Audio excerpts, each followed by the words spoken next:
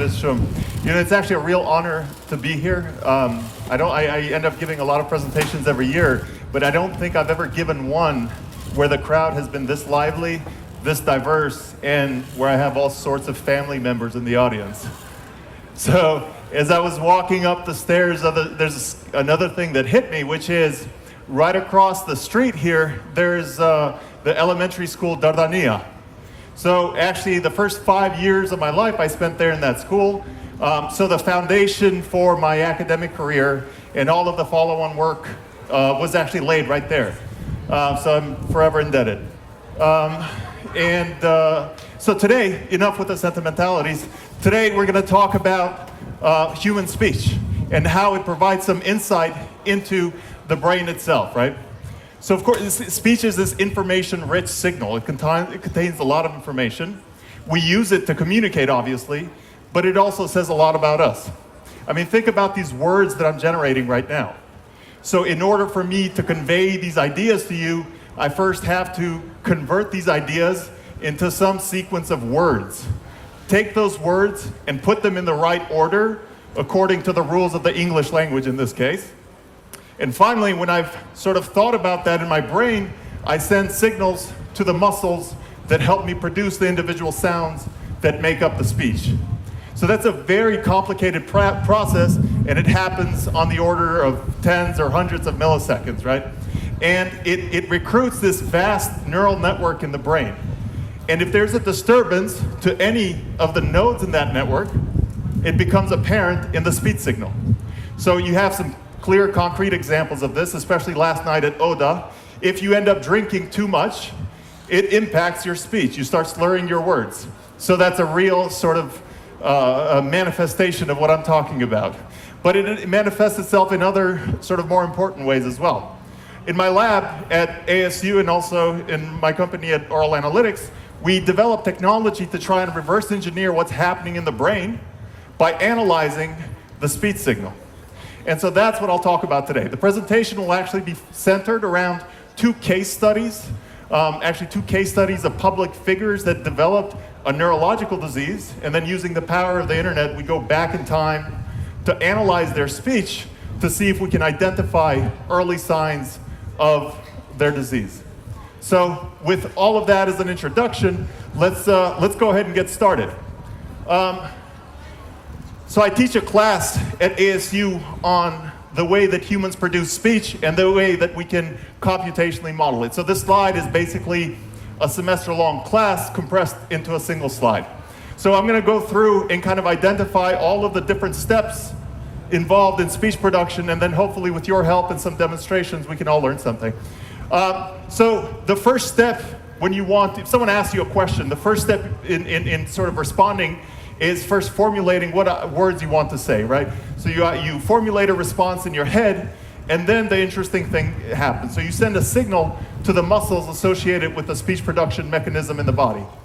And the very first step in that process is you take a breath. You can't speak unless you take a breath. So you take a breath, and on exhalation, as you exhale, this column of air goes up and excites the vocal folds.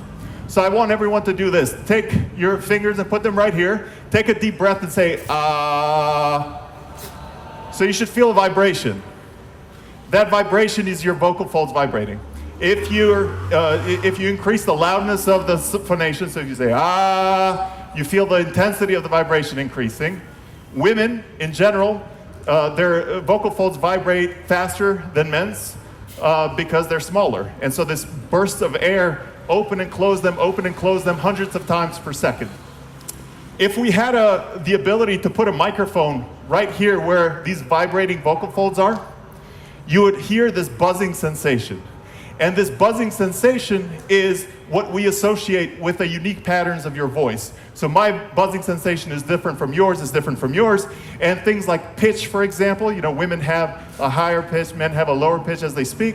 It's precisely because their vocal folds vibrate at different frequencies and with slightly different patterns depending on their physioanatomy. So, of course, we don't just communicate with buzzing sounds. We have individual sounds that we form, a, e, u, a. So in order to do that, this buzzing sound that is created by the vibrating vocal folds goes through our vocal tract. And we move our articulation muscles in different positions. So the tongue, the jaw, the lips. When we want to say ah, we change the shape of those articulators. When we want to say e, we change the shape. So it's the same buzzing sound, but it's colored by the pattern of the vocal tract. And what comes out is something that you can measure with a very simple microphone. And you can, but from it, you can infer what's happening over here with a respiratory subsystem, over here with a phonatory subsystem, or over here with the articulatory subsystem. So here you get the vibration from the vocal folds, here you get the shaping of this buzzing sound, and here you get the speech that you can record with a mic. So our goal is to take the output there and figure out what's happening in all of these different subsystems. And to really drive this point home, see, I love this video. This is an MRI video. So it's a side view of a person speaking. You can see his vocal tract, and you have this speech that's synchronized to it. So I'm going to play this. I hope it works. The IT guys were great. This was easy for us. Jane may earn more money by working hard. She is thinner than I am. Bright sunshine shimmers on the ocean. Nothing is as offensive as innocence. So, yeah, I could watch this all day. I mean, basically, this really drives the point home that what you have here is this direct mapping between movement of the muscles and the output speech. And there are all sorts of complicated stuff happening here. I mean, I only talked about the oral cavity, so when we generate speech sounds, there's a whole set of sounds that use the nose when we generate them. So for example, if you take 2 fingers and put them right here, and say, ah, you should feel very little vibration. Now say, n. You should feel more vibration. So there's this flap at the back here called the velopharyngeal flap that directs the airflow. It either goes through the oral cavity or through the nasal cavity. For different sounds, it's supposed to take a different path. So what we do is, given all of this, given what we know about speech production, we want to answer this question. This was easy for us. What can we... Jane may earn more money by working hard. She is thinner than I am. Bright sunshine shimmers on the ocean. Nothing is as offensive as innocence. So what we want to answer is, what can we say about the neurological health of the speaker from only the speech signal? The brain controls the movement of all of these muscles, and if there's any sort of impairment that prevents your ability to precisely move your muscles, it becomes apparent in the speech signal. And so that's really the fundamentals of what I do. Given different neurological diseases, what is the manifestation of those neurological diseases in the output speech? So why speech and language? I mean, we emit all sorts of signals beyond just speech and language, right? I mean, people have different walking patterns. The way that you walk says something about your neurological health. Why speech specifically? Well, so these are statistics in the US. I'm not sure how they apply here, but there's about, in the emails that we send every year, there's about 41,000 words, and in text messages, about 30,000 words. So that's the equivalent of 2 novels every year. So we generate this persistent pattern of our neurological health that we have easy access to, and that's without counting the hundreds of hours that we spend on the phone. So from this, we can get the acoustics of what our speech sounds like. Is it fast? Is it slow? Is it slurred? From this, we can say something about the cognitive linguistic system. What's the vocabulary size? How complex are the sentences that the person is structuring? And then track these parameters over time. So this is the first case study. I mentioned it's going to be a public figure. So the first case study involves the boxer Muhammad Ali. So Muhammad Ali was diagnosed with Parkinsonism in 1984. Several years ago, we had Jonathan Eig, who is the author of this book here. He reached out to me and he said, I have this large corpus of interviews by Ali that I was hoping you could analyze for early signs of neurological disease.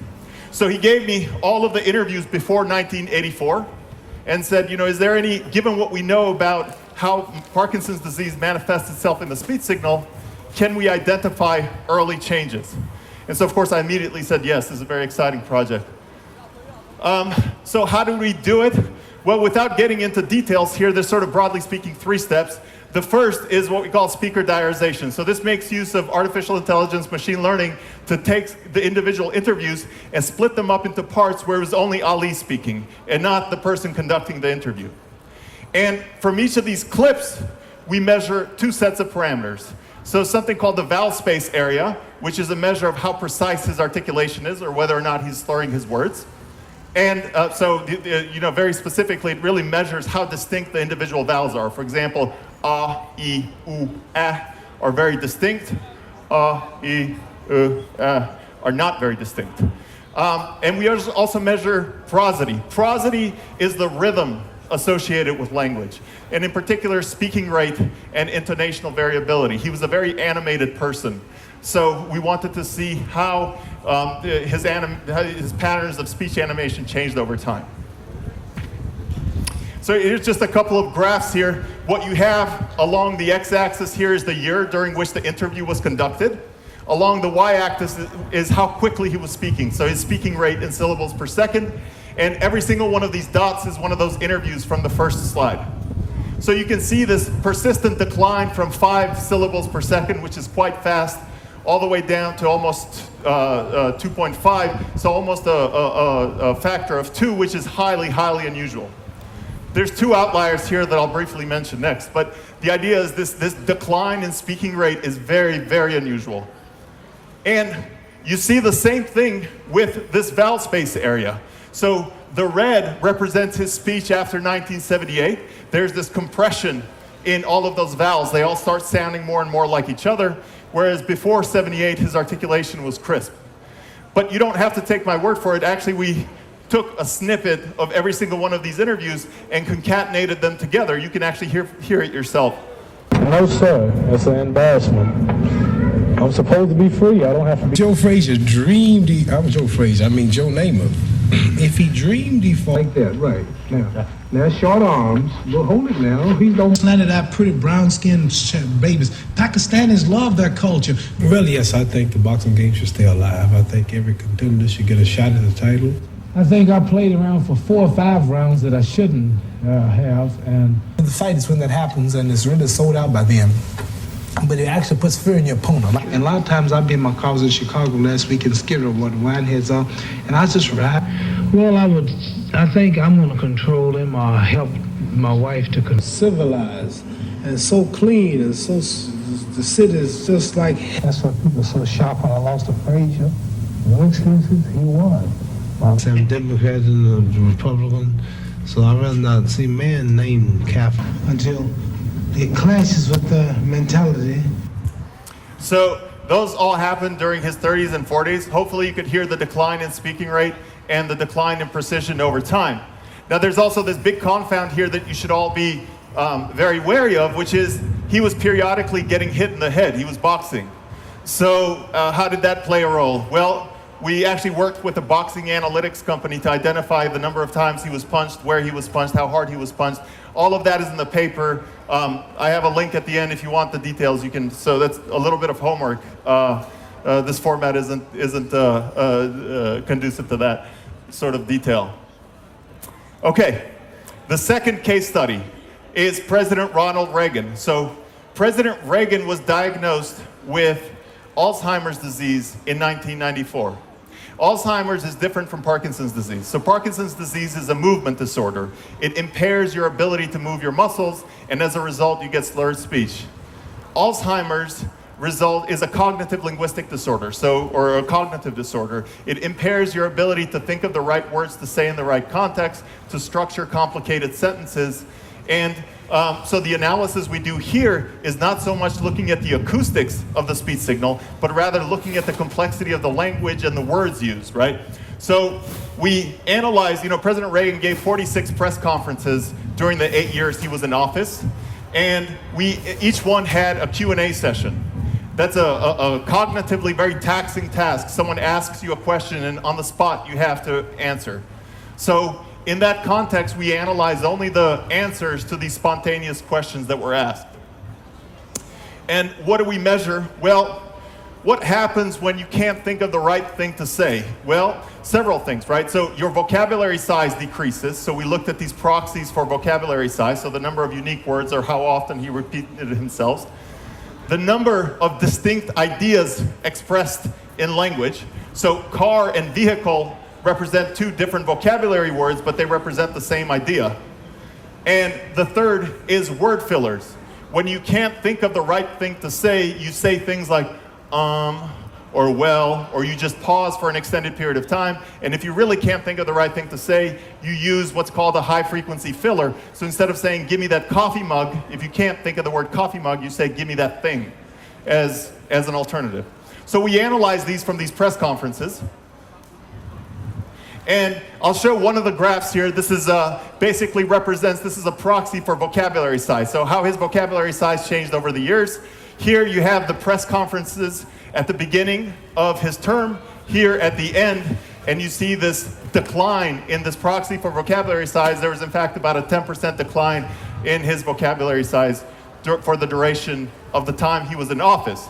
Now, I went back and I looked at one question from one of the first interviews that he was asked and one question from one of the last interviews he was asked. So I'm going to play these back to back and look at the fluency with which he answers the question in the first interview compared to the second. Mr. President, what do you see as the long-range intentions of the Soviet Union? Do you think, for instance, the Kremlin is bent on world domination that might lead to a continuation of the Cold War? Or do you think that under other circumstances, détente is possible? Well, so far, détente's been a one-way street that the Soviet Union has used to pursue its own aims. I don't have to think of an answer as to what I think their intentions are. They have repeated it. I know of no leader of the Soviet Union since the revolution, including the present leadership, that has not more than once repeated in the various communist congresses they hold their determination that their goal must be the promotion of world revolution and a one world socialist or communist state, whichever word you want to use. Now, Mr. President, Assistant Secretary of State Elliott Abrams repeatedly misled Congress, and yet Secretary of State Schultz says that he's a good man and he can keep his job. Is Schultz right? Can Elliott Abrams keep that job as long as he wants? I know the statement that was made by the Secretary of State, and that is the administration's position. And I know the reference that you're making to the particular point in which he himself volunteered that he had made a misstatement, but I accept the Secretary's statement on this. You're the president. So just a couple of comments about this. The differences are subtle, but they're statistically significant and actually very persistent over time. In the first interview, he was much more fluent. There was no need to pause in between words. He was able to, say the answer rather quickly. In the second, you could hear him thinking and pausing in between words. This is anecdotal, but the data backs it up. So what does this all mean? Well, people have experienced cognitive decline as a result of normal, healthy aging. So this doesn't mean that, this proves 100% that he was showing signs of Alzheimer's disease while he was in office. What this proves or shows is that there was a decline in language complexity. And we know that one of the early signs of Alzheimer's is a decline in language complexity. And actually, President Reagan should be given a lot of credit. He was one of the first to make his diagnosis public and brought a lot of attention to the topic. So that there's the Alzheimer's community is actually quite thankful to him. So I mentioned that you expect decline as a part of healthy aging. How do we know that these aren't the result of healthy aging? Again, some more homework for you. I have a link. You can go and download the paper if you're interested and read the details. So now, beyond just case studies, right? These are interesting. They're interesting for discussion. We've gone well beyond this. We have validated clinical tools for measuring speech, so a thermometer for speech, if you will. And we've now formed Oral Analytics. This is a spin out of a subset of my lab at ASU into a company. And we've developed tools that are used now in 4 different continents and 6 different languages. So pharmaceutical companies use them, different clinics to use in the Mayo Clinic and Barrow Neurological Institute. And you know, the company itself is actually backed by a globally renowned VC. So we're now working on moving this from, you know, I mentioned a thermometer for speech, so a way of objectively measuring speech, to doing things like early diagnosis of different disorders. So, of course, I get to talk about this stuff. The students get to do a lot of the fun work. So this is, you know, my main collaborator is Julie Lister at ASU. We founded the company with her, and then these are some of the students that have done work in this area, so the PhD, masters, and postdoc students. And, you know, thanks for listening. This concludes the talk. If you have any questions, I'll be around. The questions can be about the talk, about academic life in the U.S., whatever, at the barbecue Q&A or here if we have time. I don't know if we have time now. Very good.